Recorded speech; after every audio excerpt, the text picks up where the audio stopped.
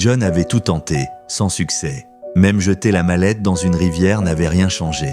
Elle revenait toujours, encore et encore, comme collée à lui, telle une ombre impossible à fuir. Épuisé, il finit par retourner à l'hôtel où il logeait. Il posa la mallette sur le lit, puis alla s'asseoir à même le sol, à une distance raisonnable, craignant que le serpent n'en surgisse encore pour l'attaquer. Il resta éveillé jusqu'au petit matin, jusqu'à ce qu'un coup sec frappât à la porte. Il se leva, ouvrit, c'était Charlie. John tenta une dernière fois de le supplier, espérant qu'il lui propose une solution différente. Il ne voulait pas devenir une machine à tuer, mais Charlie resta inflexible. C'était simple, soit il obéissait, soit un de ses proches mourrait. Acculé, John céda. Ils quittèrent l'hôtel et prirent la direction d'une immense bâtisse quelque part dans un quartier huppé. John n'avait jamais vu une maison pareille.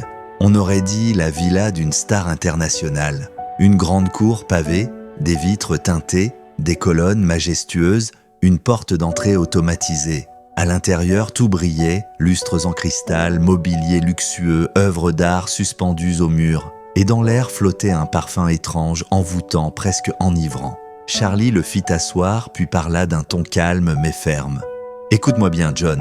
N'attends pas que je te donne une arme ou un couteau. Cette maison sera ton arme. Elle sera ta machine à tuer. » John déglutit, les sourcils froncés. « Je ne comprends pas. » Charlie s'approcha et poursuivit. « Toute personne qui entre ici n'en ressort jamais vivante. »« Quoi ?» s'écria John choqué. « Oui, tout ce que tu as à faire, c'est d'amener tes victimes ici. C'est tout. Une fois qu'elles franchissent cette porte, leur sort est scellé. Tu les feras entrer dans la pièce où se trouve la mallette, et là, le serpent s'occupera du reste. » John était trempé de sueur jusqu'au cou. Il avait du mal à respirer. Charlie poursuivit d'un ton sec. « Dans un délai de 3 mois, tu devras me livrer 70 personnes. 70 vies. »« Quoi ?» s'écria John, les yeux écarquillés. Charlie se redressa, croisa les bras et le fixa longuement. « 7 personnes ont bénéficié de l'argent que tu as utilisé. Ta sœur, son mari, leurs 2 enfants, ta mère et tes 2 sœurs. J'ai multiplié ce chiffre par 10. Ça fait 70. Ne me demande pas pourquoi. Ce sont les règles de notre monde. Tu as 3 mois et jusqu'à la fin, tu vivras ici. » Il sortit une carte noire de sa veste et la tendit à John. « Avec cette carte, tu peux tout avoir. Argent illimité.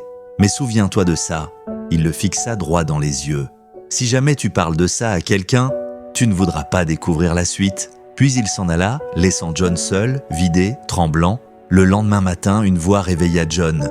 Une voix qu'il n'oublierait jamais. « J'ai faim, j'ai faim !» Il sursauta. La voix venait de la mallette.